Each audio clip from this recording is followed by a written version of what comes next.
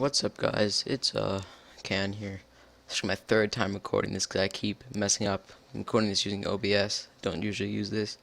Keep pressing start stream and it's messing with me all up. So I just left the sprites. So what this video is a button tutorial. So we're gonna make buttons that you're gonna use on your main menu that you could use on pause screens, pretty much anywhere where you could fathom the idea to use a button. So we're gonna start off by making sprites. What I would recommend is put in a group called buttons if you're trying to use this for one of your projects or just another game that you want to do.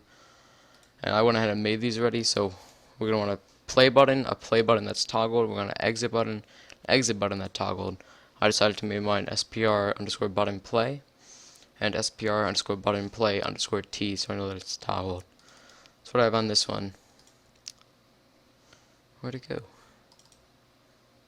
I have on this one, this is just basically a black box that says play on it, and the toggled one here is basically the same thing. Took the same picture, copy and pasted it, Control C, Control V into here, and added the yellow outline to it. And I did the same thing with the exit button, same exact stuff, same font, same everything. Alright, now we're going to get down to the nitty-gritty part, which is the objects. To create an object, you can click this little circle here, or you can right-click and create object. I'm going to create a group first, called buttons, just like my little sprite group. Now we're going to create an object under that group, so object, button, play. I'm going to add event with mouse left pressed on that object, mouse enter, and mouse leave. Now, mouse enter, mouse leave is like, let's say I want to add an event. I go down and my mouse enters this part here. So, excuse that. And I see this little part here, which is the green circle going around, knowing that I'm in that button. Same with change, and same with pretty much every single button in Game Maker. It all has that little outline when you enter to know that you're in. So first I'm going to do, I'm going to select the sprite to be my play button, just so when I load up the game, it's actually a sprite there. And we're going to use drag and drop for this tutorial because it's easier.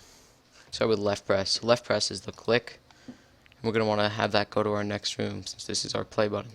So it wouldn't make any sense for a play button just to end the game completely. Alright, so now mouse enter. This is, if you go to main 1, under the sprite tab, the first one will change the sprite.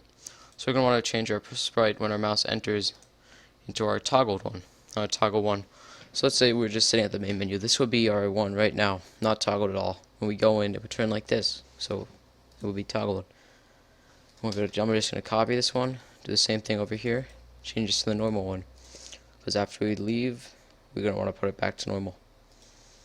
The fun thing about this, most of the buttons that you're going to make, you could just right click, duplicate,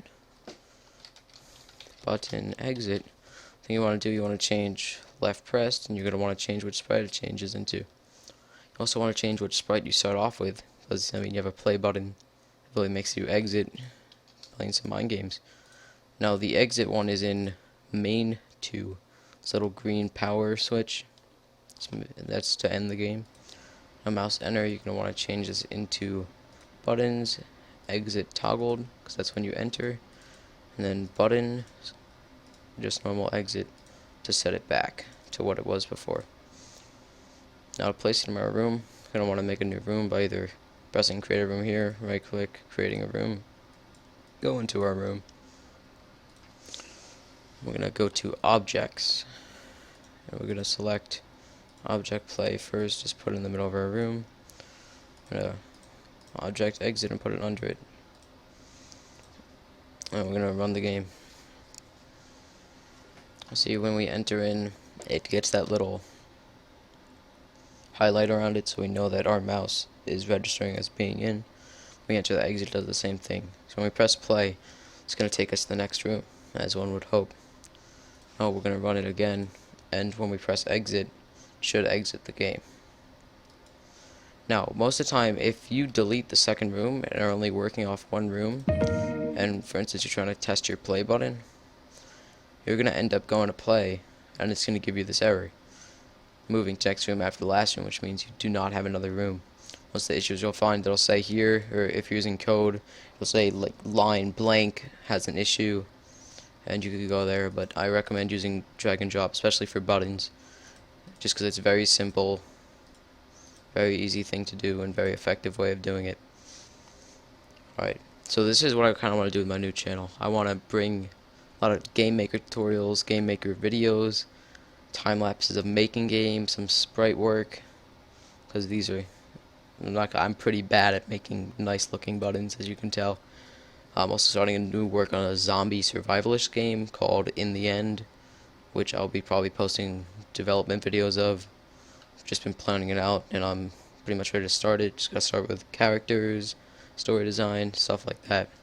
So I hope you enjoyed the video. I'm hoping to upload once or twice, maybe even 3 times a week. So hit me a follow button, pop the subscribe, whatever you want to do. I'll be around. So thanks for watching.